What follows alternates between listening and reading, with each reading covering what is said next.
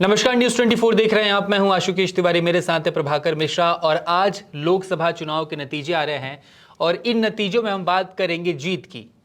जीत ना एनडीए की, ना इंडिया की, जीत लोकतंत्र की। ना मंदिर चला, ना मस्जिद चला, ना मंगलसूत्र चला, ना मटन चला, ना मछली चला, कुछ नहीं चला इस बार सिर्फ लगता है सर कि मुद्दे चले। एग्जिट पोल की भी नहीं चली। 400 पार किसी ने दिखाया, किसी ने 380 दिखाया, 95 दिखाया, कुछ नहीं दिखा। जो नतीजे आ रहे हैं वो एकदम उलट है। कैसे इतना बड़ा चेंज? और आप जो बोल रहे थे अभी, हम जब डिस्कशन कर रहे थे कि ये लोकतंत्र की जीत है, कैसे कैसे देखते हैं आप इसे? बहुत कम प्रोग्राम किया था मैं यूनिवर्सिटी कॉलेज के बच्चों के साथ। तो वहाँ मैं जब बात पूछता था कि जो टीवी चैनल्स में जो बड़े बड़े नेता जो चुनावी सभाओं में जिस तरह की बातें कर रहे हैं, क्या वही मुद्दे हैं? आप अगर देखेंगे हमारे जितने एपिसोड हमने किया था जी, तो मैं वही यही पूछता था कि क्या वही मुद्दे आपके भी हैं या आपके मुद्दे अलग हैं। तो वहाँ पता चलती थी बातें कि उनके मुद्दे अलग थे। उनके मुद्दे महंगाई, बेरोजगारी, कॉपी पेपर लीक होना, इस तरह के मुद्दे होते थे। उसके बाद से ग्राउंड पे जितने लोग, चाहे अपने यहाँ के लोग हों, अलग अलग चैनल के अलग अलग जो सहयोगी साथी जो थे, उनसे बात करने पर चीज़ें समझ में आती थी कि जब हम पूछते थे कि क्या मंदिर का मुद्दा है क्या, तो नहीं सर, इसकी चर्चा बहुत कम हो रही है। वो कहाँ होती है? तो वहाँ पर जो खाया पिया अघाया हुआ वर्ग जो मेट्रो सिटीज़ में रहता है, जो पार्क में टहलता है, उनसे बात कहो तो वो मतलब बहुत मोटिवेटेड लोग थे, उस पर वो चर्चा करते थे जी। और इसका जवाब तो यही है कि एक जो राम थे, राम की भूमिका में अरुण गोविल साहब मेरठ से चुनाव लड़े, पीछे चल रहे थे जी, सुबह से ही पीछे चल रहे हैं और उनको इसीलिए प्रोजेक्ट किया गया था कि वो राम है, कलयुग के राम के तौर पर उनको प्रोजेक्ट किया था। और फैजाबाद में जहां पर भव्य राम मंदिर अयोध्या में, जिसे कहा जा रहा था कि पूरे देश की सियासत को अभी तक, हालांकि इसमें दशकों तक, कई सौ साल तक का मुद्दा था और दशकों तक ये मुद्दा रहा, तो लगा कि उस पर भी असर होगा, लेकिन वहां पर भी बीजेपी पीछे चल रही है। भले कम मार्जिन से, लेकिन पीछे चल रही है। वो लगातार वो बना हुआ है। तो जीत बाहर का फासला पता नहीं कितना होगा, लेकिन पीछे चल रही है। तो अगर मेरठ में जहां साक्षात राम को उतार दिया गया था बीजेपी की तरफ से, अगर उतारा गया, मैं कह रहा हूं कि साक्षात राम को उतारा गया था, तो ये मैं अतिशयोक्ति नहीं है। इसलिए कह रहा हूं कि अरुण गोविल का मेरठ से क्या संबंध है? उनकी पार्टी के लोगों ने विरोध किया, उनके कार्यकर्ताओं ने विरोध किया, फिर भी उन्हें उतारा गया। तो अगर वो हार रहे, अगर मैं ये कहूं कि उनको इसलिए उतारा गया था कि उनको मेरठ के लोग भगवान राम मान करके वोट देंगे, और उनका जो वोट करने का, अपील करने का तरीका था, वो भी उसी तरह का था भी। और अयोध्या में, फैजाबाद में अगर ऐसा हो रहा है तो वो वाली बात आ गई कि ये मुद्दा नहीं चला है। और इसमें कोई दो राय नहीं कि जो ग्राउंड पर काम करने वाले जो रिपोर्टर्स थे जी, जो गली गली शहर शहर घूम रहे थे, वो भी एक बात कह रहे थे कि बाकी मुद्दे पर बात हो रही है, मंदिर पे बात नहीं चल रही है। ओके।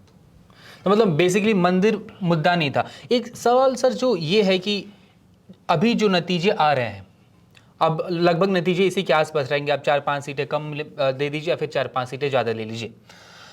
ये जो सीटें आ रही हैं, उन्हें देख के ये लगता है कि सर लोगों ने मुद्दे पे वोट किया है। मतलब वो किसी और भटके नहीं। राम मंदिर का ही आपने एग्जाम्पल दिया और लोगों ने बताया भी नहीं।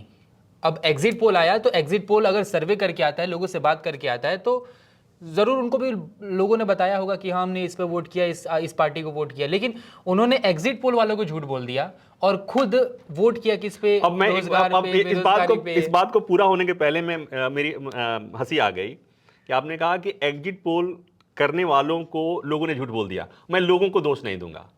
क्या पता कि एग्जिट पोल वालों ने हमसे झूठ बोल दिया। हाँ, हम चैनल वालों से झूठ बोल दिया। उसकी वजह बता रहा हूं। इसके पहले, थोड़ी देर पहले मैं बात कर रहा था कि इंडिविजुअल लेवल पर ग्राउंड पे काम करने वाले लोग, छोटे छोटे काम करने वाले, कम संसाधनों से काम करने वाले लोग जो मुद्दों पे बात कर रहे थे और जिन्होंने अपना एग्जिट पोल किया था, हमारे पास कई लोगों के मैसेज है, स्क्रीनशॉट है, जिन्होंने मुझे भेजा था बताने के लिए पहले से कि कई बार लोग होता है कि हमने कुछ काम किया तो हमारे बारे में लोग जाने।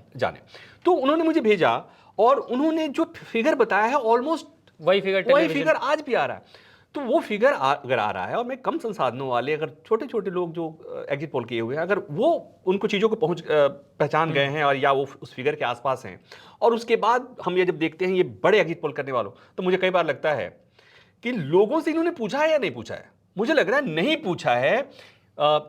जैसे प्रधानमंत्री जी ने कह दिया कि अब की बार 400 पार, और उन्होंने सोच लिया कि प्रधानमंत्री ने कह दिया तो उनकी बात को कैसे झुठलाएं, तो हमारे हाथ में है, हम पूरा कर देते हैं। और उन्होंने पूरा कर दिया और उन्होंने हमें अपने आंकड़े दे दिए।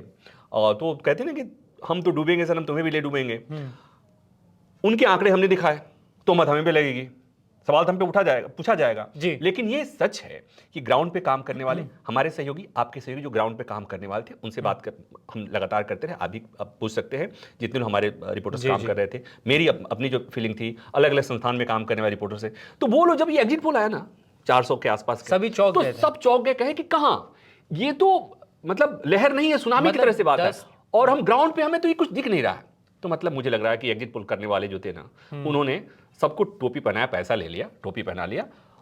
ये तो मतलब ये जो मैं ऐड कर रहा था इसी में, तो इस बार का चुनाव मुद्दों का चुनाव था, फिर लोगों ने बेरोजगारी महंगाई देख के वोट किया। निश्चित तौर पर मुद्दे पर चुनाव था। ऑपोजिशन अलग अलग मसलों पर, अलग अलग राज्यों में अलग अलग मसलों पर लोगों में अपनी बात पहुंचाने में कामयाब रहा जी। उसकी एक उदाहरण, और शायद वो भटके भी नहीं मंदिर, उसका एक उदाहरण दे रहा हूँ। हमारे एक सहयोगी हैं लखनऊ में, मानस श्रीवास्तव, नाम लेकर बता रहा हूँ। तो मैंने उनसे पूछा एक दिन समझने के लिए कि मानस जी क्या चल रहा है, तो उन्होंने एक बात कही थी कि गाँव में छोटे छोटे कस्बों में बात करो तो जो छोटे छोटे लोग हैं, मतलब गरीब तबका, जिससे बहुत कम लोग पहुंच पाते हैं, ग्रास रूट के लोग, तो जिनका बहुत मायने रखता है जी जी, तो वो कहे कि उनके मन में ये बात ऑपोजिशन ने, यूपी की बात कर रहा हूं, पहुंचा दिया था कि देखो अगर ये सरकार भारी बहुमत से आ गई तो ये तुम्हारे जो रिजर्वेशन है ना वो छीन लेंगे। तो देखो मिलने के लोभ में, मिलने का लोभ जो होता है उससे ज्यादा छीनने का भय होता है, ये ज्यादा प्रभावी होता जो है वो सियासत में मिलने का लोभ मिलेगा या नहीं मिलेगा उसको लेकर आप इंश्योर नहीं है जी। लेकिन जो है, संस्कृत में कहते हैं ना, यो ध्रुवाणी पश्यन्ति या ध्रुवाणी निश्चयते, जो निश्चित को छोड़कर अनिश्चित को अपनाता है, तो वो तो इसलिए लोगों में क्या मिलेगा उससे ज्यादा ये भय उनके मन में बात बैठा दी गई थी कि ये अगर बीजेपी आती है और 400 मतलब पूर्ण बहुमत के साथ आती है, 400 सीटों के आसपास आती है, तो ये आएगी तो कुछ भी करेगी, और कुछ भी करेगी तो उसमें इसमें कितनी सच्चाई है क्या है नहीं पता जी। लेकिन उनके मन में ये बात बैठ गई थी। तो एक मुद्दा यूपी की बात में करा, यूपी में ये काम किया। तो इसमें कोई दो राय नहीं है कि ऑपोजिशन जो बेरोजगारी, महंगाई, इस तरह के मुद्दों को उठाता रहा है, उसमें एक और की केंद्रीय एजेंसी, जांच एजेंसियों का जो इतना डोमिनेटिंग होना, उनका मिसयूज करना, जो आरोप लगते रहे, तो ये बातें कहीं ना कहीं, और मैंने ट्वीट में कहा कि डेमोक्रेसी, हाँ, और वो मैं कहने की वजह समझिए कि जब दुनिया के सबसे बड़े लोकतंत्र में ऐसी स्थिति आ जाए कि आपके पास लीडर ऑफ अपोजिशन के लिए जो योग्यता है वही फुलफिल करने के लिए आदमी नहीं है, आपके पास उतना पावर नहीं हो, तो फिर वो डेमोक्रेसी सही मायने में डेमोक्रेसी नहीं रह जाती। ये मैं बिना उसके, बीइंग पॉलिटिकल साइंस स्टूडेंट, हमने जो पढ़ा है, जो हमने समझा है।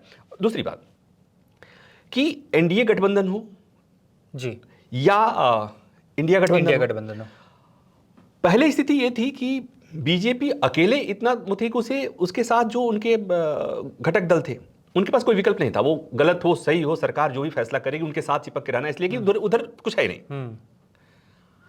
अब इधर भी हो, अब वो एक ऐसी स्थिति बन रही है कि इनके भी घटक दल हैं, वो इस स्थिति में रहेंगे कि वो उनको मतलब ये बोल सके कि नहीं ऐसे नहीं कर सकते, आप काट सकते, वो कह सकते थे, तब वो कह सकते थे नहीं तो जाओ, हाँ नहीं रहना, लेकिन तो अब जाओ का मतलब, अभी जाओ का मतलब सरकार जाएगी, हाँ, ये एक स्थिति। तो मेरे हिसाब से कोई सरकार आए, कोई सरकार जाए, डेमोक्रेसी में ऑपोजिशन का होना बहुत होना और मजबूत होना बहुत जरूरी है, तभी लोकतंत्र के मायने हैं, अदरवाइज तो फिर राजशाही की तरह मामला हो जाता है। हाँ सही। लेकिन सर एक अभी इसी जवाब से मेरा एक और सवाल है, मैंने सोचा कि फिर क्या हम ऐसा कहें कि लोकतंत्र का मतलब एक डोमिनेटिंग सरकार नहीं, मतलब फुल्ली मेजोरिटियन सरकार नहीं कि जिसके पास इतनी ज्यादा सीटें हो कि विपक्ष में कोई नहीं बचा, और फिर एक ऐसी भी सरकार नहीं चाहिए कि एक दो सांसद के जाने के बाद से सरकार बिल्कुल अस्थिर स्थिति, ऐसी स्थिति आए जहां पर कोई सरकार कोई फैसला ही नहीं कर सके, वो भी स्थिति ठीक ठीक नहीं नहीं। आया राम गया राम वाला जो हाँ, मसला हाँ। होता है कि सरकार चली जाए, पता चला कि 2 लोग चले गए और सरकार गिर जाए, वो भी सही नहीं है। सही नहीं है। एक तो सुशासन के लिए अच्छी सरकार नहीं है, दूसरा ये कि उससे असमय अगर सरकार गिरती है, फिर चुनाव होते हैं, फिर तमाम तरह का राजनीतिक अनिश्चितता बनी रहती है, तो वो भी ठीक नहीं है। लेकिन ऐसी भी सरकार जो इतना जिससे powerful ये हो। भय ही नहीं हो कि मैं कुछ भी करूं, कोई क्या कर ले, 10 लोग जाएगा जाए, सरकार तो कोई बन कुछ भी नहीं कर सकता। सदन में जो कानून मन किया पास कर दिया, वो स्थिति जहां पर कि हमें इतना मतलब इतना हमें कॉन्फिडेंस हो कि हम कोई कानून बना देंगे जी। तो ये जो कोई बनाने का जो होता है, ये जो पार्लियामेंट, हम वाली हम तो जो लोकतंत्र की परिभाषा है, जनतंत्र की परिभाषा है, जनता के लिए जनता के द्वारा, वो कहीं ना कहीं उससे वो डाइल्यूट हो जाती है जी। तो आपको उन सरकारों को संसद का भी भय नहीं होता है जब बहुत स्ट्रॉन्ग सरकार जिसको कहते हैं। और आपने हिंदुस्तान में देखा होगा, किताबों में पढ़ा होगा, उन्होंने देखा नहीं हम तो किताबों में आपने पढ़ा होगा कि जब इतनी मजबूत सरकार होती है तो उसे लोग संसद का भी भय नहीं रहता। बाकी तो चीजों को छोड़ दीजिए, जनता के भय तो छोड़ दीजिए, इसलिए कि जनता जब तक सड़क पे उतरेगी और विद्रोह करेगी वो पता नहीं, तब तक चीजें होती नहीं है। तो इस लिहाज से डेमोक्रेसी में अपोजिशन का होना बहुत जरूरी है और अपोजिशन का ठीक ठाक होना बहुत जरूरी है। तो उस लिहाज से देखा जाए तो ये चुनाव लोकतंत्र का चुनाव, ये जो नतीजे आए हुए हैं, ये गुड साइन है एक डेमोक्रेसी के लिए। मतलब बेसिकली अभी जो चुनाव के नतीजे आए हैं, आप उसे बोल सकते हैं कि इन नतीजों में ना एनडीए जीती है ना इंडिया जीता है अभी तक, और हो सकता है रिजल्ट्स आ भी जाए, 5-6 सीटें आगे पीछे हो सकती है, लेकिन जो जीतेगा वो आप जीतेंगे, वोटर्स जीतेंगे। हम कई बार वीडियोस बना के अपने वोटर्स से अपील कर चुके हैं कि मुद्दों पे वोट कीजिए, मुद्दों पे बात कीजिए। और एक मैं क्रेडिट और ले रहा हूं, अभी हम अपने संपादक से बात कर रहे थे कि मुद्दों पर जब हमारे यहाँ हमारी जो जनता है ना, उसमें बहुत ऐसे भी लोग हैं। देखिए, हमारा देश दुनिया का सबसे बड़ा लोकतंत्र होने के साथ साथ ये भी है कि हमें आज भी बताना पड़ता है कि बाइक चलाते हुए हेलमेट इसलिए लगाओ कि दुर्घटना से बचने के लिए, नहीं तो लोग पुलिस से बचने के लिए लगाते हैं। हाँ। या आपको बाएं चलना है, या हम ये कहते हैं कि शौचालय होना चाहिए, आप उसमें जाओ जी। हाँ, तो हमें इतना बताना पड़ता है। तो उस देश में मुद्दे क्या हैं, किन मुद्दों पर आपको वोट करना चाहिए, लोगों से पूछना, लोगों को बताना, लोगों को समझाना, डेमोक्रेसी क्या है, डेमोक्रेसी के मायने क्या है, ये काम मीडिया का है। और बाकी चैनल के बारे में नहीं जानता हूं मैं, लेकिन हमने किया है, तो हमने बताया भी है आपको। तो लोकतंत्र जीता है। देखते हैं शाम तक कौन जीतता है। फिर एक और वीडियो में मिलेंगे। धन्यवाद। नमस्कार, मैं हूं मानक गुप्ता। अगर आपको हमारा ये वीडियो पसंद आया हो तो इसे लाइक और शेयर जरूर करें, और हाँ, हमें सब्सक्राइब और फॉलो करना ना भूलें ताकि आप देश और दुनिया की कोई खबर मिस ना करें।